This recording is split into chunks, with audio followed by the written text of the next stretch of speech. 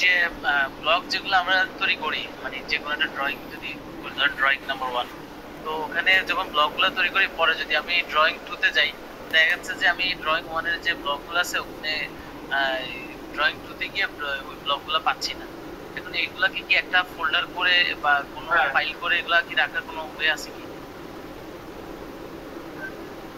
যাতে আমি সবগুলোতে এটা ইউজ করতে সুযোগ পারি? আছে।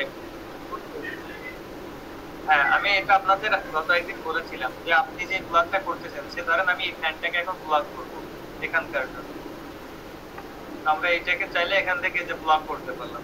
এখন এইটা ব্লক হয়ে গেলে, এটা ব্লক করার 3টা পদ্ধতি দেখিয়েছিলাম যে কিভাবে ব্লক করবেন, আমরা সেটা এখান থেকেই করতেছি না। এখানে ব্লক নেম দিলেন আপনি, এরপরে এটাকে কিভাবে করবেন, মানে সেটাকে ব্লক করে দেন আপনি ওকে রাখলেন। সাপোজ ধরেন এটা ফ্যান দিলাম,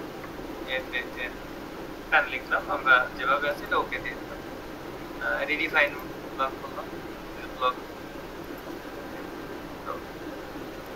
এখন আপনি এটাকে ব্লক করলেন, ব্লক করার পর এখন আপনার যে এই ড্রয়িংটা থেকে বাইরে আপনি অন্য আরেকটা ড্রয়িং এ যাবেন। সে ধরলাম আমরা আরেকটা ড্রয়িং করে নিলাম, এটা ট্রান্সফরমারের এটা। তো আপনি যখন এখানে ড্রয়িং এ আসতেছে, তখন এখানে এসে দেখা যাচ্ছে মানে যেটা একই শীট না, আলাদা শীটে চলে গেলে আলাদা এসে তখন ওই ব্লকটা পাচ্ছে। তখন আপনার এখানে আরেকটা ব্লক আপনি নতুন করে ক্রিয়েট করার চেষ্টা করবেন, যে কোনো কিছুর একটা ব্লক ক্রিয়েট করবেন, তারপরে একটু দেখবেন আপনার ওখানে, আশা করি ওই ব্লকটা আপনি পাবেন।